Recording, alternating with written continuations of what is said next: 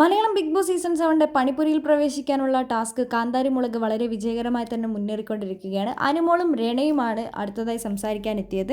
അവർക്ക് കൊടുത്ത ടാസ്ക് എന്ന് പറയുന്നത് പ്രായവും ജീവിതാനുഭവവും തമ്മിൽ ബന്ധമുണ്ടെന്ന് അനുമോളും അതേപോലെ തന്നെ ബന്ധമില്ല എന്ന് രണയും വാദിക്കുക എന്നതായിരുന്നു. പക്ഷേ ടോപ്പിക്കിനെ കുറിച്ച് ഭയങ്കര കൺഫ്യൂഷൻ ആയിരുന്നു രണ്ടുപേരും. എന്താണ് പറയേണ്ടതെന്ന് അറിയുന്നുണ്ടായിരുന്നില്ല. കുറേ നേരം അതിനെക്കുറിച്ചുള്ള ഡിസ്കഷൻ ആയിരുന്നു. ആരെങ്കിലും ആദ്യം ഫസ്റ്റ് പറയാമെന്ന് പറഞ്ഞു കഴിഞ്ഞപ്പോൾ ആരും തന്നെ തയ്യാറായില്ല. പിന്നെ അനുമോൾ തയ്യാറായി. ഞാൻ പറയാമെന്ന് പറഞ്ഞു. എൻ്റെ വീട്ടിൽ എന്നെ പഠിപ്പിച്ചിരിക്കുന്നത് മുതിർന്നവരെ ബഹുമാനിക്കുക, ആ ഒരു കാര്യത്തെക്കുറിച്ചാണ് അനുമോൾ സംസാരിച്ചിരുന്നത്. പക്ഷേ റെന ഫാത്തിമ കുറച്ചും കൂടെ കൂടുതലായി സംസാരിച്ചിട്ടുണ്ടായിരുന്നു. റെനയാണ് എന്നിട്ട് ആ ടാസ്കിൽ വിജയിച്ചിട്ടുണ്ടായിരുന്നത്. അവസാനം വിജയിച്ചു എന്ന് പറഞ്ഞു കഴിഞ്ഞപ്പോൾ അനുമോൾ ചോദിക്കുന്നുണ്ട്, നീ നിൻ്റെ അച്ഛനെ കയറി എടാന്ന് വിളിക്കുമെന്ന്.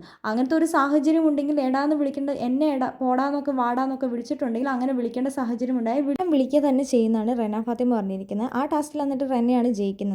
അതിനുശേഷം വന്നിട്ടുണ്ടായിരുന്ന ഷാനവാസും ശരത്തുമായിരുന്നു. അവർക്ക് കൊടുത്ത ടാസ്ക് എന്ന് പറയുന്നത് സൗഹൃദം വ്യക്തി താല്പര്യങ്ങൾക്ക് വേണ്ടി ദുരുപയോഗം ചെയ്യുന്നത് തെറ്റാണെന്ന് ഷാനവാസും അതിൽ തെറ്റില്ലെന്ന് ശരത്തും പറയുക എന്നതായിരുന്നു ടാസ്ക്. രണ്ടുപേരും എന്താണ് ടാസ്ക് എന്ന് മനസ്സിലാക്കാതെ, എന്താണ് പറഞ്ഞ കാര്യമെന്ന് മനസ്സിലാക്കാതെയാണ് രണ്ടുപേരും പറഞ്ഞതെന്നാണ് ജഡ്ജിമാർ പറഞ്ഞത്. അതിനുശേഷം ഒരാളെ സെലക്ട് ചെയ്യാൻ പറഞ്ഞു കഴിഞ്ഞപ്പോൾ അതിൽ സെലക്ട് ചെയ്തത് ശരത്തിനെയാണ്. ശരത്ത് കറക്റ്റ് ടൈമിംഗ് വരെ സംസാരിച്ചിട്ടുണ്ടായിരുന്നു. അതുകൊണ്ട് തന്നെ ഒരു പോയിന്റ് നിങ്ങൾ രണ്ടുപേരും സംസാരിച്ചിട്ടില്ല എന്നാണ് പറഞ്ഞത്. അതിനുശേഷം ഒരാളെ സെലക്ട് ചെയ്യാൻ പറഞ്ഞപ്പോൾ ശരത്തിനെയാണ് സെലക്ട് ചെയ്തിട്ടുണ്ടായിരുന്നത്.